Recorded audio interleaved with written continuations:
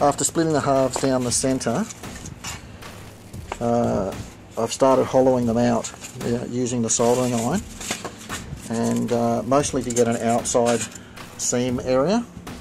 I haven't done too much to demonstrate that because of the fumes involved, and I have to keep a mask on to do it, but I've got a fan at my back in a pretty well ventilated area, so I can demonstrate really quickly just a small section on how it's done. As I've cut these lines, it just gives me a section that these will break out and into a lower point, so that I can start forming a shell for the actual casting. But really briefly, the idea is this is just a demo piece. You can sort of see how I've set it out. These points here represent the sort of thing where you might have a screw that you need to go into or something like that. And the idea being, I've gone crossways here, I'll go lengthways on this one, just working out with the depth of the iron how thick the material is. You just basically cut a groove like that with the soldering iron.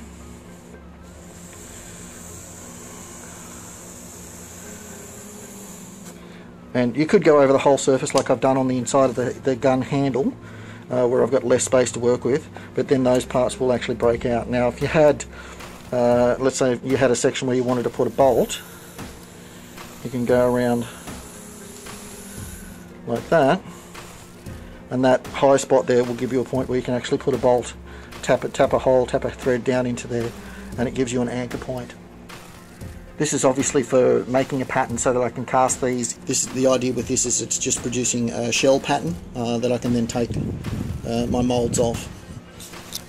Once the centre pieces have been broken and chipped out, you end up with pieces like that, which then have to be smoothed out a little bit more. The whole idea with this is that it's purely a weight saving exercise with the cast pieces.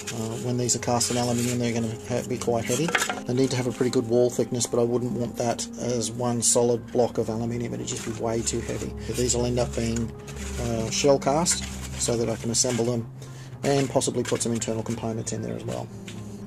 All the primary carving of the pieces is now complete. I still have to work out the detailing of the magazine and how that's going to go, whether or not that's going to be a two-part piece. I think it will be, and how the locking mechanism will actually go into the body of it. I want it to slide in and lock into place. The main body of the gun is now sort of carved up into its two shell components. The interior of it is still pretty rough, but that won't matter because obviously nobody's ever going to see that. The exterior has come up quite clean in the larger pieces. I haven't had to worry about the coating on them, and I've found that where the pieces have been cut and they have been a little bit furry, if I give that a very light hit with my hot air gun, that it's bringing it back to a similar sort of surface to this anyway. So those pieces seem to have worked out quite well, so there's no major issues there. So that's the component pieces worked out at the moment in their shell halves. I still have to work out the locking mechanisms in terms of the connecting parts that will actually go together. A lot of that I'll actually be able to do once they're actually done as alloy pieces. I'm really happy with the way these shell pieces have come out. I've been able to cut the air vents into them and work out where the mounting points are going to be. I've been able to keep those mounting points underneath, which should give me something to tap into. Interestingly enough, there is quite a lot of room for where you'd expect the barrel to actually go. I've cut this one out to start working on those details that we were talking about.